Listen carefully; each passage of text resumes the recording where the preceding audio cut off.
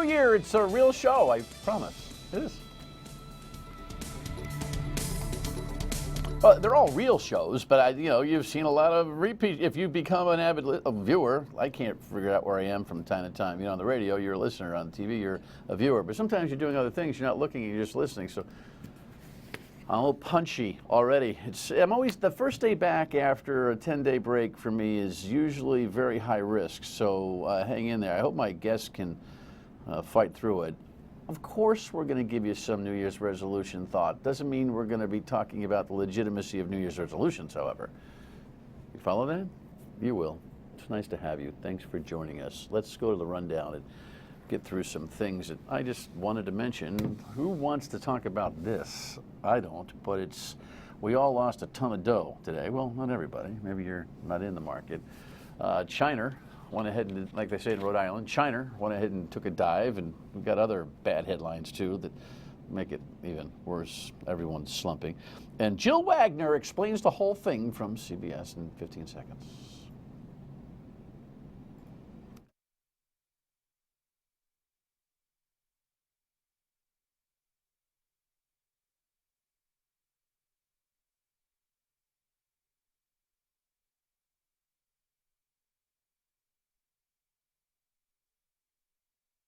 Just quit on that one, Steve. You know what? It's okay. Things happen. The 2016 resolution around here is never get flustered when Jill goes. But what Jill was going to say is that, guess what? They halted the stock trading in China after it hit a 7% slump, which is probably a good idea. Their economy is in the dumper, so people say.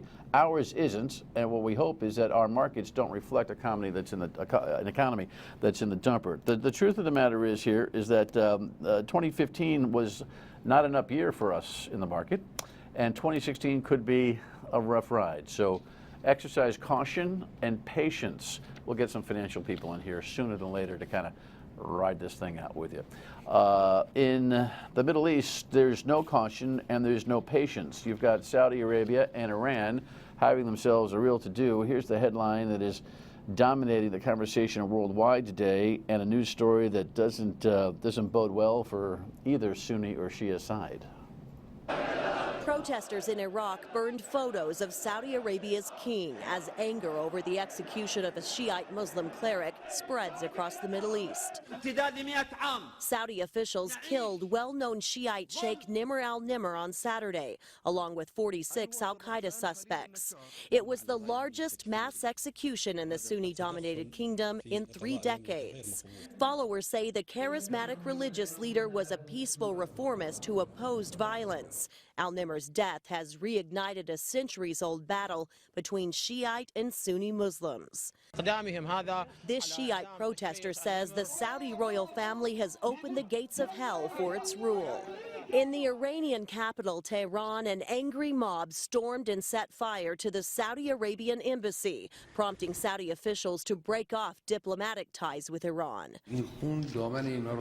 Iran's supreme leader says Saudi Arabia will face divine retribution for putting Nimr al-Nimr to death.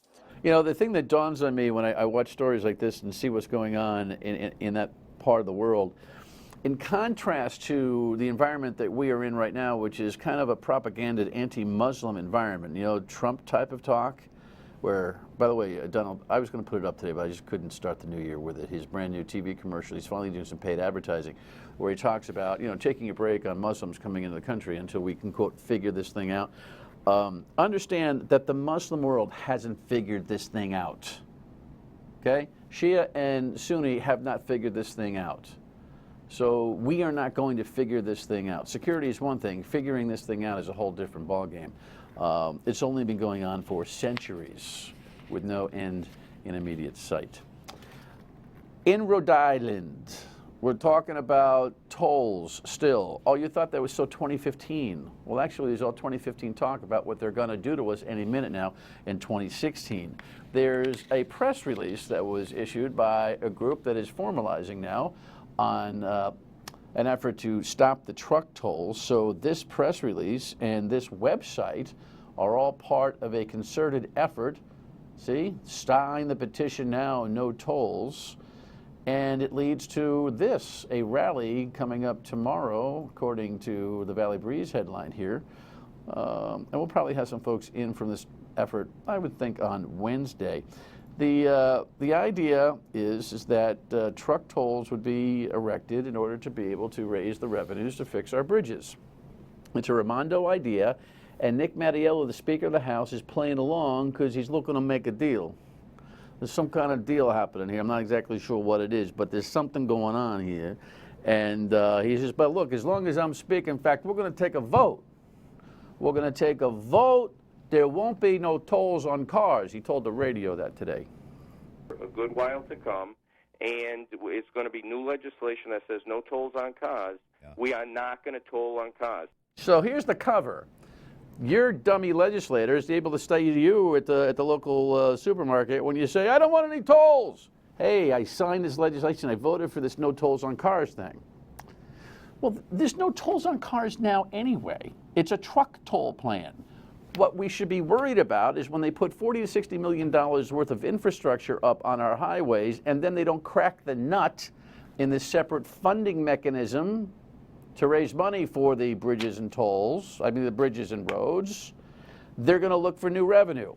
What are they going to do? Jack up the tolls on the trucks? Well, that doesn't make any sense because they're not making enough money on the tolls on the trucks anyway. Why would they raise the prices and think they're going to get more tolls on trucks? No. They're going to have $40 to $60 million of gantry up there to just kind of flip the switch and say, guess what? Now it costs you a few bucks to drive down 146. And you know how they'll do that? Write new legislation. Because legislation is as flimsy as the resolution that you're going to make for 2016 that you're not going to keep.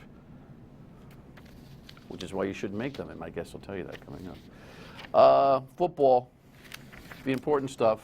Tom's got an ankle. Here's the headline. Sprained. He'll be all right. It's going to be okay. And he says, by the way, losing to Miami and that kind of stuff really doesn't matter that much. We just got to play well in 2 weeks from now. That's all that really matters. It's going to be one game. We got to play well.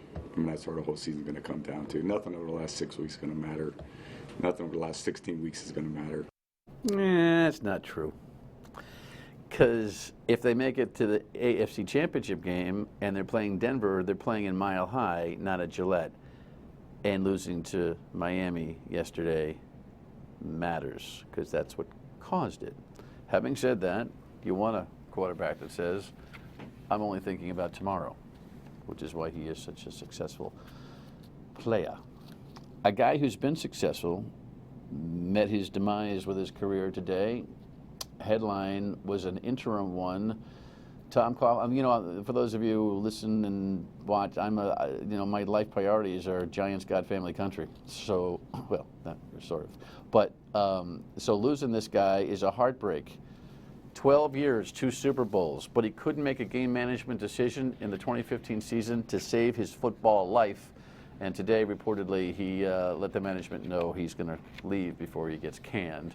We wish him the best of luck. I don't know who's on the prospective sheet.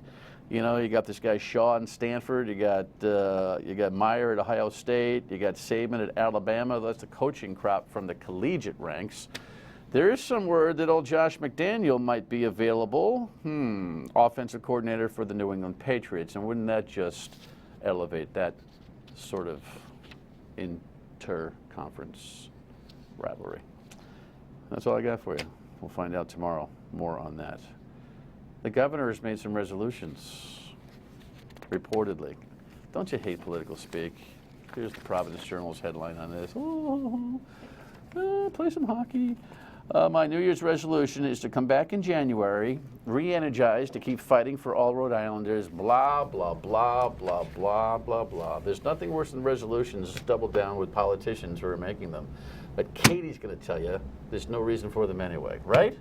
Sort of? Right. Is that true? Well, it is, because no one really can say with success and confidence that they did it. So year after year, we set ourselves up to fail. I haven't met a lot of people who have met resolutions. I've met people who have met their goals. They've achieved their goals, and there's a difference. Katie, by the way, is a holistic health coach and raw food chef, which means you eat vegetables. Yeah, a lot of them. Can I tell you something really gross? Go for it. My daughter hates it when I do this. But in order to get some vegetables in the morning, Yeah. I really shouldn't say this on television, but I'm going to say it anyway. I go to the spinach that we keep, the organic spinach in the fridge, and just grab a bunch, put it in the water, and eat it like a rabbit. Great. Do you chew? I chew. Okay, you got to chew. I have to chew. Yeah. My point is that I'm so desperate to get greens in, and all day it's so hard to do it, that I literally, I wouldn't do it at anybody else's house or at a restaurant or here, but I literally. Great.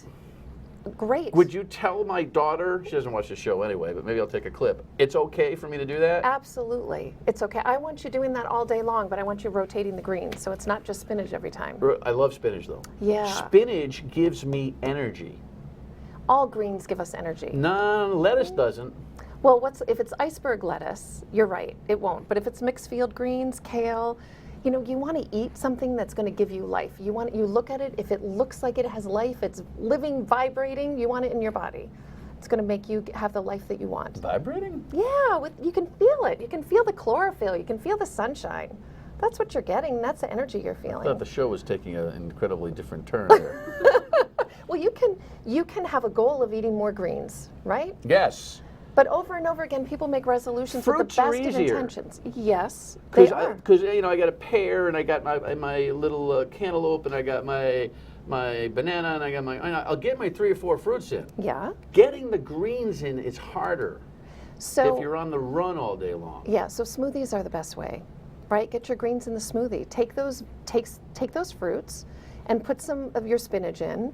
Add some water, or you can put, you know, any other beverage in there, whirl it up, and now you've got it on the go. You put it in a jar, and you put it in your car, and you're gone. It's perfect. Portable. It is a smoothie world, isn't it? It's a smoothie world, yeah. When we come back, we'll kind of reset this conversation so it makes some sense. Stay with us.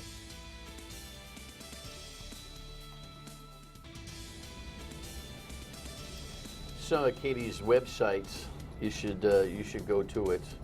I'm sure it'll actually come up on the bottom there. What is the actual website, Kate? What is it? bnourished.com. bnourished.com. Yes. Well, I just learned something. If you eat too much of the spinach, just the spinach, you'll freak out. It's a right? We want You know, variety, right? No wonder variety. I am. It's a little uptight, you know. It's like all this spinach. Well, you're saying you got to rotate it with other kinds of greens. Yeah, we need variety in our lives. We need new thoughts. It's like a sweeping clean, right? You know what it is funny though? It's funny, and I'm not going to use myself as a measurement because I've learned that I am not in lockstep with the way most people behave. You know, shopping stuff. I hate to shop. Trends. I'm not in the ball game. But I do think that when you make good decisions, you tend to try to make those decisions over and over and over and over again because you can even create a rut trying to do the right thing, right? Well, it takes 300 repetitions before something becomes a habit. So think about that. It takes a while until, so we have habits that we started when we were in college and high school that we've never really thought, like, do they still work? Do they still serve me? So I love the beginning of the new year. The resolution gets a little tricky, but the beginning of a new year is a perfect time to just hit the reset button, to hit pause and say, you know what? I'm going to choose these habits. I'm going to make sure that the ones I chose decades ago still work for me. The time I go to bed, right? That's one option. What I eat in the morning, what I eat for breakfast. What kind of reading materials do I do? What kind of media do I allow in my life? What kind of people do I welcome into my life? That's what I do in my coaching practice, is really help people pause and reflect and be deliberate, make conscious choices about our life. Time is the great equalizer, but how we invest it, that's up to us. That's where our creativity comes in. All right. You had all sorts of little problems, sicknesses, and all that 10 years ago. Yeah. You felt like crap. Yeah. And what happened? I made a decision. I made a decision that I was going to be the solution. I was going to start stepping in and taking responsibility for this body. We're human beings, and we have responsibilities. And our responsibility, I believe, and our life's purpose for all of us is to be the best version of ourselves. And that requires maintaining this body. We take better care of our cars often than we take care of our own bodies and our own thoughts. So I really had to step up I had to, just grow up and step up and take responsibility. And I've cured myself. All your little problems went away? They're gone. They're gone. And I got really mindful and conscious about what I let into my life and my problems, body. You had ulcerative colitis, breathing problems, pneumonia, shingles, asthma. I mean, I fell apart. And I've been studying plant-based nutrition for 30 years. I knew self-care. I studied alternative holistic remedies and all this stuff. But what I wasn't doing was implementing it consistently. And the other thing I wasn't doing was that I really wasn't slowing down. And I really think the busyness is the real disease we have in today's world, and that was mine. Easy for you to say. People got to pay the bills. Yeah, they absolutely have to pay the bills, but we're more effective in paying the bills, we're more effective in everything that we do when we're actually slowing down. We make better choices, less mistakes. Slowing down how? Well, breath is one. Honestly, just taking a breath. But in relation to the resolutions, slowing down means stopping and just reflecting. What worked last year? What didn't work last year? You a yoga fan? I do like yoga, but it's not something, it's one of the tools I use and pull out every once in a while, but it's not at the core for me. I do think it's, you're right though. Slowing down is hard for people. Oh, we are not wired to slow down. It's also good advice. When I've offered people close to me in my life that advice when they have lost a loved one. I never intended to have this conversation with, but since you're talking about slowing down, I found out when I lost my mother and my father years ago that you have to be, when you're in mourning, you have to be careful because you do stupid things. Your mind is, you're in different places. And so I'm not to get into that whole. No, but that's a door, that's a window, that's a spiritual kind of window to walk through, to reset. Right. So whenever there's so little you can say to somebody who's had a loss, right? But what I've often said to people who've had a loss is, hey, listen, I know how tough it is, but try to slow down. Just try to slow down during this acute period because it'll serve you well. And that's a non-professional, instinctive piece of advice that I know I've given people. So when you say slow down, it makes sense. Well, here's the thing. You're giving people permission, right, for the very thing we all have, which is we have the right and permission to slow down, but we forget. We forget that it's our birthright to have a really thoughtful life, and that we are not more effective when we are racing. We're actually less so. And we're actually, people are forced to slow down when they self-neglect. When we're over-functioning for everybody else and we're under-functioning for ourselves, we will be forced into a slowdown in the form of illness. And that's what happened to me.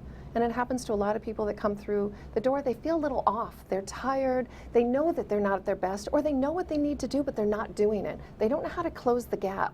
They have these wishes and longings, but they don't have a heartbeat behind it. There are no legs to that. Do they have to be vegetarians? No, I work with everybody. They're going to eat a lot more plants after they work with me, that's for sure.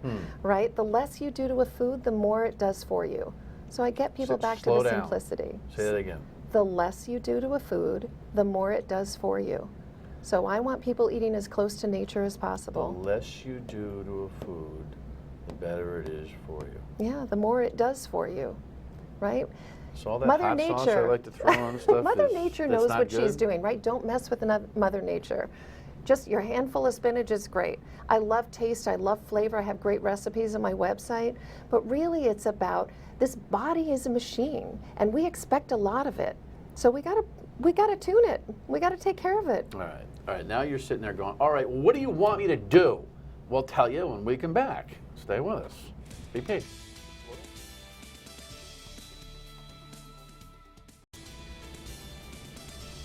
You'll find all sorts of stuff on Katie's website. This is your fun conversation. The resolution thing.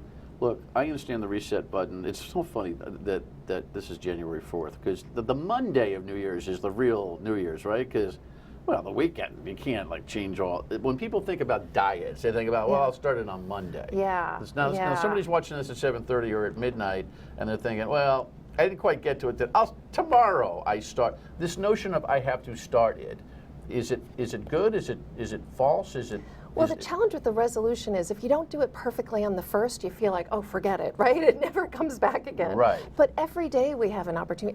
Every minute, every meal, every bite, every conversation, we have a chance to really stop and to make a good decision. To make a good decision, and that's what it is. It's a matter of being present and connected with your decision. So I really love guiding people towards coming up with one word that represents the year for them. So it might be a year of bravery. Let's say this is the year of bravery. And all of a sudden, all these decisions that we have become really easy because we can ask ourselves, is this going to make me feel brave? Is this a brave act or not? And if the answer is no, don't do it. Right? Think about how simplified that is when we pick one word to really guide our whole year. What's your year's word? Leadership. This year? Yeah. You're leading? Yeah, I'm participating in Leadership Rhode Island this year. You are? Yeah, so I'm excited about that, but it's also about leadership of our lives. We're That's the author of our lives. That Leadership Rhode Island is a good group. Yeah, They're but a little cheesy. They're a little cheesy, but you know, they're not bad. Well, we could No, call it. they get a little cheesy. But they're good. You could say tofu-y for me, you know. Oh. Cheese is no good?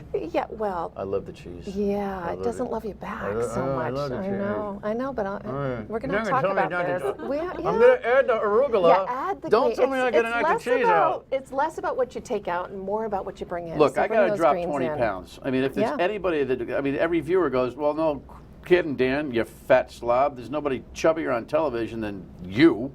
I get that. I don't like that talk. I know it's bad talk. Yeah, I'm a little self-effacing sometimes. That's not going to get you motivated to get up. Listen, diet. Hey, don't tell me what motivates me. Oh, really? Yeah. Well, does diet, the first 3 letters spell die? Is that going to get you out of bed? I don't think so. I didn't say I was on a diet. I just said I had to lose 20 pounds. But you know, the truth of the matter is I know how to do it. And we all are conditioned to know. I mean, your advice, I'm sure, is wonderful. And I'm going to read your website. I'm going to get some more notes. But we all know. I mean, you just gave me some good stuff I didn't know. Yeah, but we do know but what we all we're doing. know But we're not basically what we got to do. So the accountability piece, that's what I offer. I offer the expertise, but Is I've got the that a theme accountability. for a year, too? You could just say that's accountability. That's a great one. I want to be accountable for my dreams. I want to be accountable for the choices that I make. We are 100% responsible for our lives, right? All to right, move out of victim. I got a minute. What do you want people to do right now that you think is the best thing for them to do to get them going and have a very successful, renewed 2016? Wake up. Remember, you're the author of your own life, and decide, have a vision, craft a vision. This is your greatest artwork, your own life. What do you want it to be? Be here next year and say, okay, this is what I accomplished. This is the person that I was. This is how I showed up for myself and the people I love and the life I want. Whether it's weight loss or quitting this or adding that or getting a job or what doing something different. What are you going to give up for the very thing you want more, right? It's got to be compelling enough. What's the why? What is it? Why do you want to lose 20 pounds? Because it would feel better. Okay. How bad do you want that? Really bad. We need to talk. I need to add some arugula and probably knock out a little bit of cheese. You're fun. Will you come back? Happy to. All right, good. Check out the website, and it's, what is it again? It's bnourished.com. bnourished.com. Get a theme. Everyone get a word and report back to me tomorrow with your word. We'll have a final word when we get back. Thank you. Happy New Year. Thank you. Stay with us. Oh, there we are. I'm still getting notes from Katie on the spinach, the arugula. The iceberg lettuce, no good. Wasted time. Doesn't do anything for you. And by the way, we're going to talk more food with the food editor of the Providence Journal tomorrow. So, you know, I'm trying to get you in the right mode. Less anxious. Go slow. Make good decisions. Be kind to yourself. Good night. Good night.